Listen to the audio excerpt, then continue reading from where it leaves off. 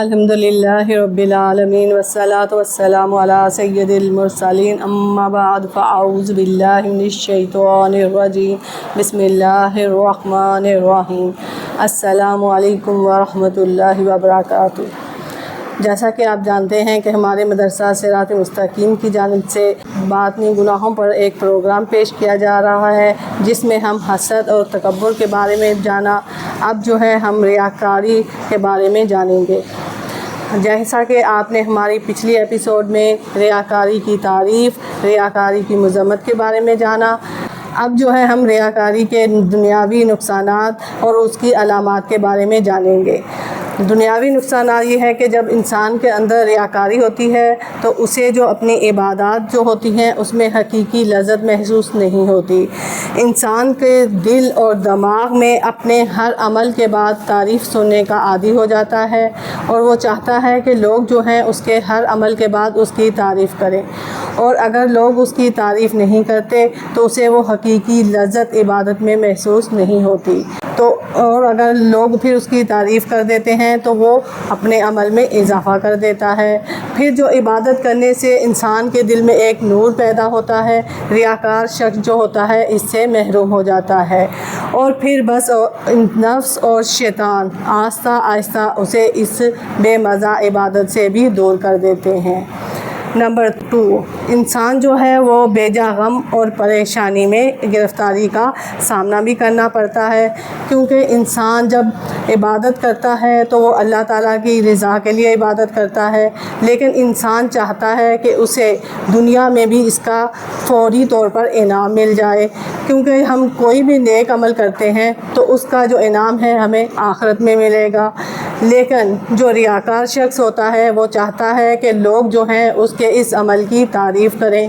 اور جب مخلوق کی جانب سے اسے متوقع رد عمل نظر نہیں آتا تو پھر اسے بے حد مایوسی، سخت رنج و غم اور شدید حوصلہ شکنی اپنی گرفت میں لے لیتی ہے،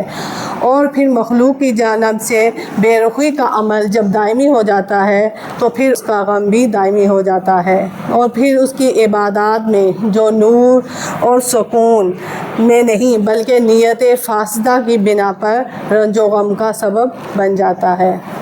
نمبر 3، ایسے انسان پر نفس و شیطان کی گرفت ہے وہ مضبوط سے مضبوط تر ہوتی چلی جاتی ہے، کیونکہ انسان جب عبادت کرتا ہے اور اخلاص کے ساتھ عبادت کرتا ہے تو وہ اللہ تعالیٰ اس کے اندر ایک روحانی قوت پیدا کر دیتا ہے، جس سے نفس اور شیطان کی چالیں کمزور سے کمزور ہوتی چلی جاتی ہیں۔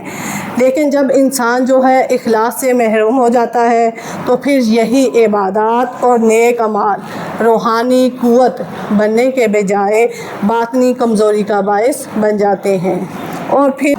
جس کی وجہ سے نفس و شیطان کی راہ میں بہت بڑی قوت مزاحمت اپنا مثبت کردار ادا نہیں کر سکتی۔ یعنی کہ جب انسان روحانی قوت اس کے پاس نہیں ہوتی تو نفس اور شیطان اس پر حاوی ہو جاتے ہیں، لیکن جب انسان عبادت کرتا ہے تو اسے ایک روحانی قوت حاصل ہو جاتی ہے جس سے وہ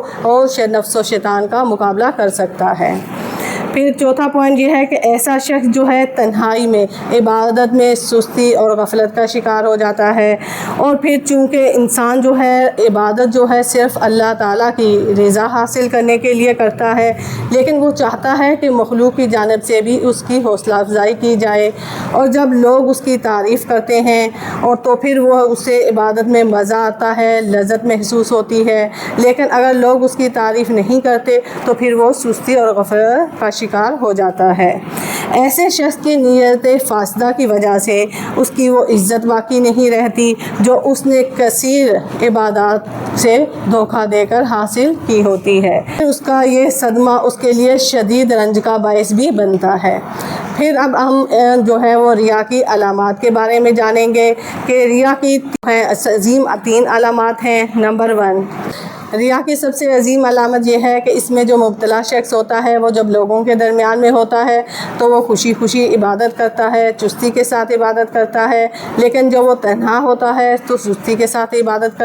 کرتا ہے یا پھر اسے چھوڑ دیتا ہے، اور اگر کوئی اس کی تعریف کرتا ہے تو وہ اپنے عمل میں اضافہ کرتا ہے، اور اگر کوئی اس کی مذمت کرتا ہے تو وہ اسے ترک کر دیتا ہے۔ حضرت علی رضی اللہ تعالی عنہ فرماتے ہیں کہ ریاکار کی 3 علامات ہیں۔ نمبر 1، جب وہ تنہا ہوتا ہے تو وہ سستی کا مظاہرہ کرتا ہے، جب لوگوں کے درمیان میں ہوتا ہے تو خوش خوش رہتا ہے، اور جب کوئی اس کے عمل کی تعریف کر دیتا ہے تو اس میں اضافہ کرتا ہے، اور اگر کوئی اس کی مذمت کرتا ہے تو پھر وہ اسے ترک کر دیتا ہے۔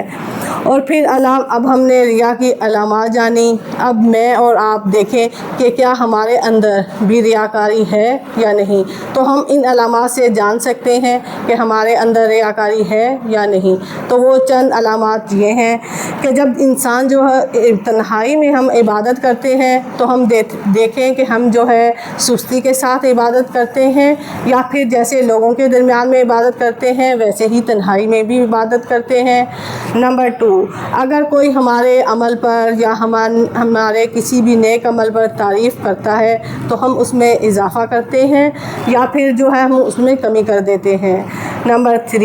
اگر لوگوں ہماری عبادت کی ادائیگی میں بہت احتیاط کے ساتھ ہم لوگوں کے سامنے کرتے ہیں، لیکن جب ہم تنہا ہوتے ہیں تو پھر سستی کا شکار ہو جاتے ہیں۔ نمبر 4، پھر جب ہم کسی عمل کو پوشیدہ یعنی کہ چھپا کر رکھنا چاہتے ہیں تو کیا ہمارے باطن سے شدید رکاوٹ و مزاحمت تو نہیں ہوتی۔ نمبر 5، اور پھر لوگوں کے سامنے ہمیں اپنی عبادت میں بےحد لذت محسوس ہوتی ہے، لیکن ہم جب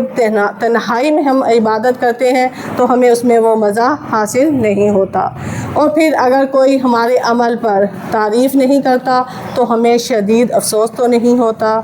تو یہ چند علامات تھیں ریا کی،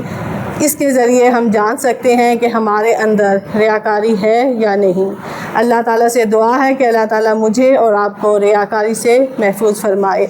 آپ ہمارے چینل کو لائک، شیئر، سبسکرائب کریں۔ جزاک اللہ خیرہ۔